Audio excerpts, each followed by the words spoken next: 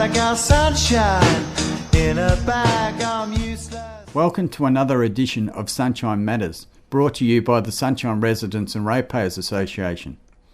Our letter this month highlights a distressing trend in local government across Victoria. We take an exit poll at the Bringbank Council elections, and a little later we have some music from the Rebels. But first to the council elections held on the 29th of November. Bringbank has seen a turbulent period in local government. An ombudsman's investigation being held even while the elections were underway is expected to recommend criminal charges in the new year.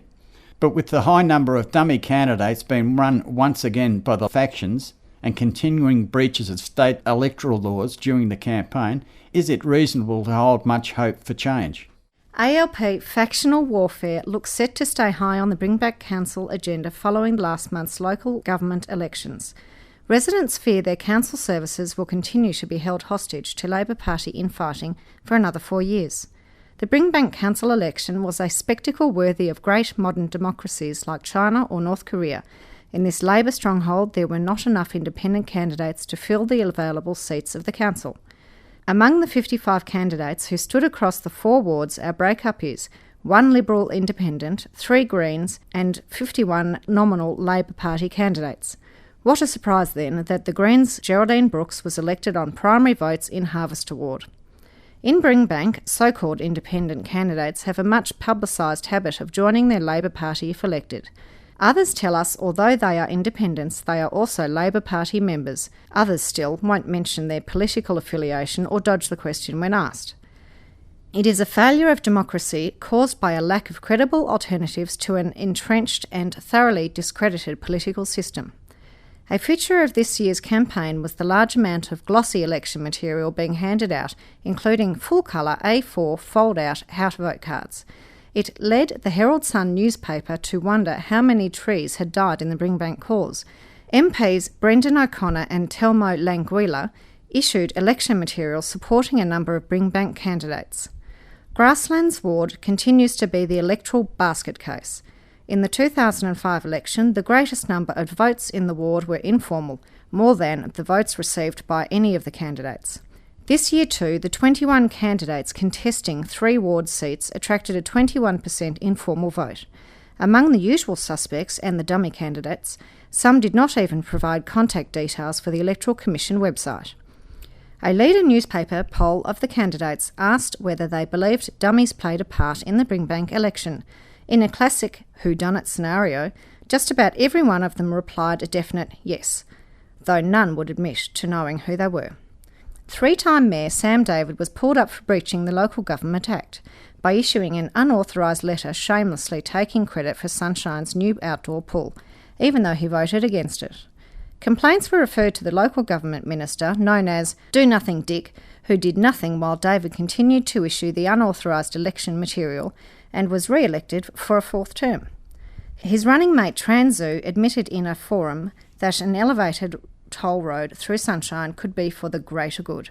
He was elected on the first attempt at council, with the highest vote in the affected ward.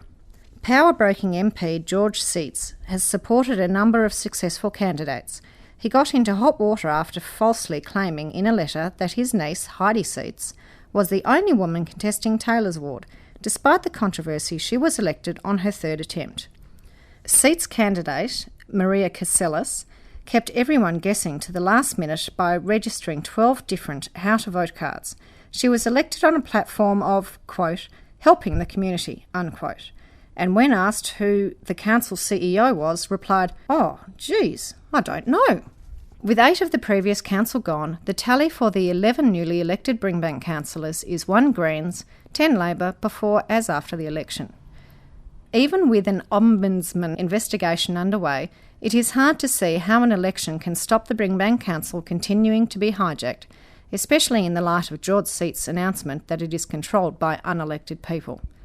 Continuing from the scandalous antics of the previous council, it looks like factional infighting will remain centre stage in the Bringbank Council chamber over the coming 4 years.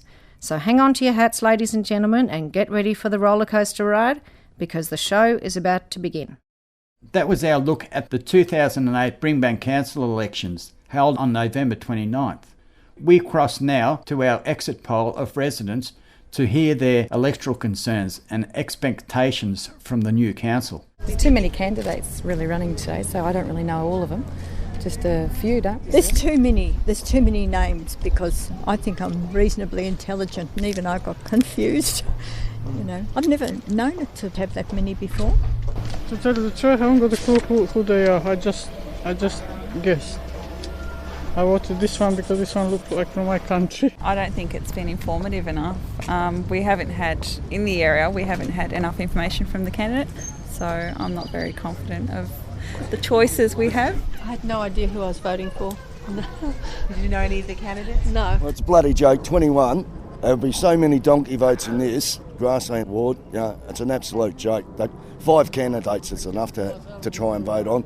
21's absolutely ridiculous. I don't know any one of them. So what can I say? I just hope that they do change the people that are already in, that's all. And our rates are 2,100. We get nothing, you know. We've got a very ordinary house, but we're not getting anything from the council. With hard times coming ahead, we definitely want people that are going to be listening to what the community need now and do something about it. Because nothing's getting changed in the area, I don't think. I'd like to see a change in this level of government. I think that we really don't need the amount of local government that we've got. No branch stacking. Branch stacking is a genuine threat to our democratic way of life. It is a form of political corruption that should not be tolerated in a civilised society. It is a practice that should be stamped out in no uncertain terms. If you or anyone you know are pressured into joining a political party, or if you are being told how to vote at elections, please contact Sunra and pass on any information. Our letter this month comes from among the many we received to offer feedback or provide the latest information and news. Wilma Hammond of Mitchell Shire expresses a general malaise in Victoria's local government sector. I think the main problem is local communities feel used and no account is taken of real problems among residents and ratepayers. What the CEO and or a majority faction decide will be done no matter what and no matter how stupid. They obviously subscribe to a notion of representative and not responsible government and will ruthlessly select groups to pursue selfish options at the expense of the general community who are not included, and you end up with a community divided against itself, which is apparently what governing cliques encourage while espousing notions of accountability which they couldn't care less about really. It is all pretty obvious, although with goodwill on all sides, that situation could improve. When will that happen? Maybe not with new councillors monitored by the previous lot and their cronies, not by the new and unattached fresh ones who take a couple of years to catch on. It might be better to just wind up the whole system and start again on an uncorrupted process of selection. Oh, brave new world, etc. Sunshine Matters is produced by the Sunshine Residents and Ratepayers Association for December 2008. For more information, go to our website www.sunshine.asn.au or write to us at PO Box 1071, Robinson, Victoria 3019. Our music this month comes from the 15-member all-girl group The Rebels and is called Oh Oh, I Love Her So, originally by the Ramones. Catch The Rebels now appearing at a venue near you or go to www.myspace.com/rebelsmusic for more information. 1, 2, 3, 4.